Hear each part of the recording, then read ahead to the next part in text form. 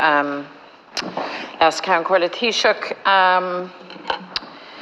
Vicky Phelan died 3 weeks ago, and as you know, she spent her final years fighting for change. She was very, very clear on what she wanted to see, and just to recall, she said to the political system, I don't want your accolades, your broken promises, I want action, I want change, I want accountability. And it was a most eloquent and heartbreaking call to action for all of the women and their families affected by the CervicalCheck scandal. Taoiseach, as you know, mandatory disclosure, a duty of candour was one of Vicky's core demands. Mandatory disclosure meaning a legal obligation on clinicians and healthcare providers to tell a woman if there had been a discordant, erroneous or incorrect reading of their cervical cancer screening slide. And there was consensus in the Oireachtas that the original legislation, the Patient Safety Bill, didn't provide for that demand.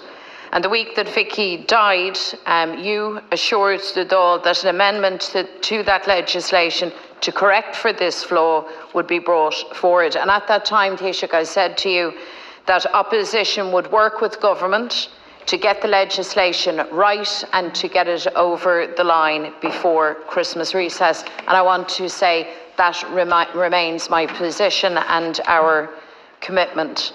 But we have a problem, Taoiseach. We have a problem in that the amendment proposed by Minister Donnelly does not provide for that mandatory disclosure. There is provision for a right to review provided to women, and let me say that's a welcome thing. But there is a distinction between a right to review and a positive obligation on a clinician or a health service provider to reveal, to pass on information. That mandatory disclosure where the legal responsibility is on clinicians and organisations is what the women fought for. It's the measure recommended by Dr. Gabriel Scally in his scoping inquiry. So, Taoiseach, let me cut to the chase in all of this. I believe that there are still serious flaws in the legislation. I don't believe that the amendments that the Minister has proposed address those flaws. But above all else, there is no way that 2 hours today is sufficient time for us to tease our way through this legislation to get it right. That has to be the objective here, to get this right. And I don't believe either Taoiseach, that the House should divide on this matter. We were of one voice when we marked the death of Vicky. We said that we would work together. And I'm asking for you now, as head of government, for us to actually work together. So what that means, in my strong opinion, is that we have the debate for 2 hours today, that we adjourn that debate after 2 hours, and that more time is made available next week. There's a concern beyond the definition of mandatory disclosure or the duty of candour around the review process itself. No legal obligation for the woman at the point of diagnosis to be told that she has a right to the review. And really, really worryingly, from my point of view, a provision that would mean the review in the case of CervicalCheck and the labs, that the labs themselves would actually decide the scope and the shape of the reviews.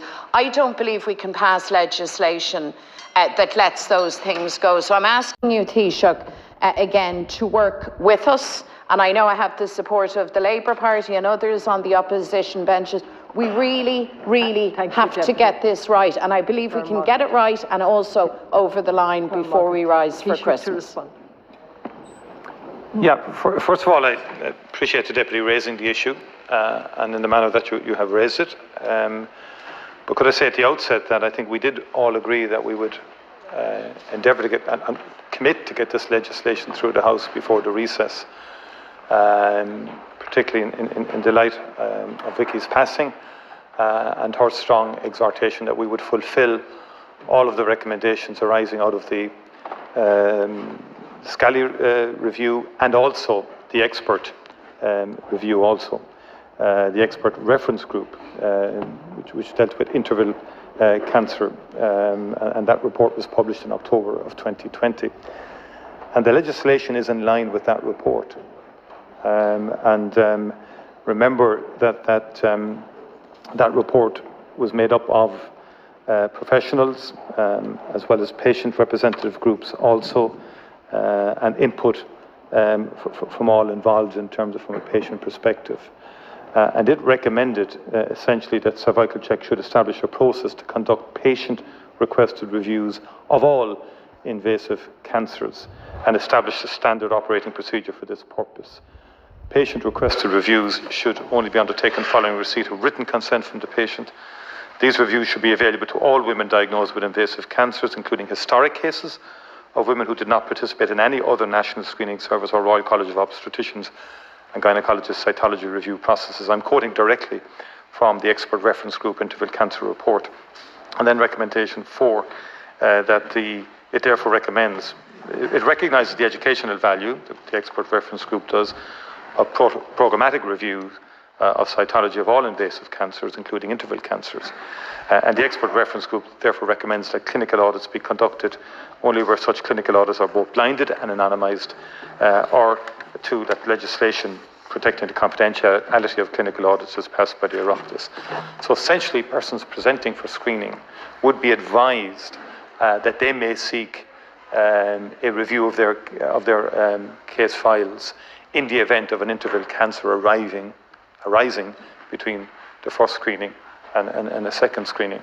And that the bill is now saying there's a mandatory obligation to disclose to every patient who seeks such a review of their files, and that the files will be made available to the patient.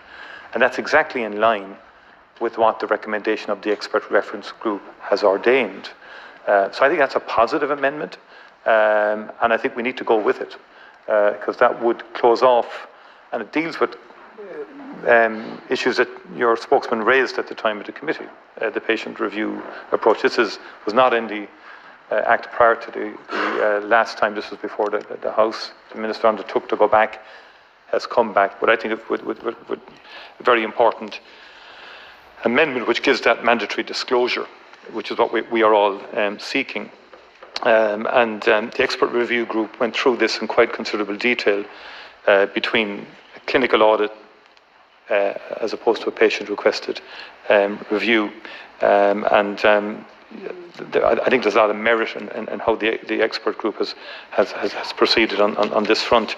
And again, I would say to the Deputy, the Minister stands ready to engage further with your spokesperson and with others on this issue, because we just want to do what's best for the women of Ireland, and indeed for all screening programmes. Like, programmatic audits are about identifying issues at system level, okay? And we need to have those across all of the various screening programmes, bowel screening, breast screening, and so on like that. And that needs to happen regularly to point up opportunities for improvement in such audits or in such programmes. But the patient, the person who has been screened should have a right enshrined in law to access that, and that's what the amendment provides. And Taoiseach, you don't have to convince any of us of the need for that kind of meta-analysis for educational purposes, and more importantly for quality control and assurance. Absolutely.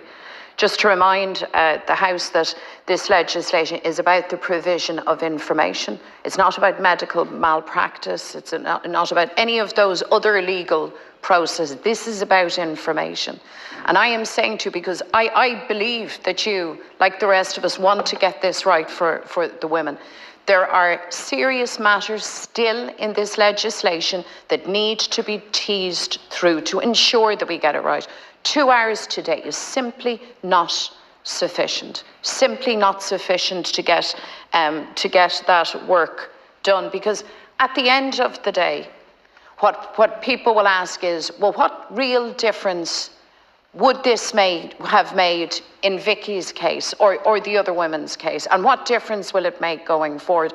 I'm concerned about the anonymised nature now of the audits. I have a real concern about that. I'm concerned that whereas there is a right to review, which is welcome, there is no legal obligation for a patient in CervicalCheck, a woman, to be informed of the right of that review. These things, Taoiseach, need a little bit more time, and I believe that we have the scope this week or indeed next week to afford more time. So I ask you again that we adjourn the debate after 2 hours and that we afford more time to be absolutely sure that we get it right. We've waited for 4.5 years for this legislation. A couple more hours is required to make sure that we get it right. Well, I think it's fair to say, Deputy, that the expert group was published in 2020. That's 2 years ago. It's very clear on how programmatic audits should be carried out, properly, professionally. And in the most recent support, Dr. Scally is saying the CervicalCheck programme is greatly enhanced because of the fact that Vicky Phelan and others raised very serious issues pertaining to how the programme was conducted and how audits were conducted. But the expert review group, which was informed by patient advocates, by representatives, I understand, of the 221 group also, and professionals, yes, recognised this approach in terms of patient-requested reviews. I mean, the big difference is that a person who goes forward for screening will be told you may seek your files if an interval cancer arises between the first screening and a second screening, for example, as per the programme. You will be able to get full access. It'll be mandatory now because of this amendment in the legislation that the programme will have to disclose all information pertaining to you to the person. So that's very positive. I'll ask the whip to talk to your whip in terms of what can be done in terms of the course. But it's imperative, I think, now that we get this through, as we all collectively committed to. But remember, what's in the amendment is not being rushed. It's the outcome of a very considered analysis of this by the expert group back in 2020.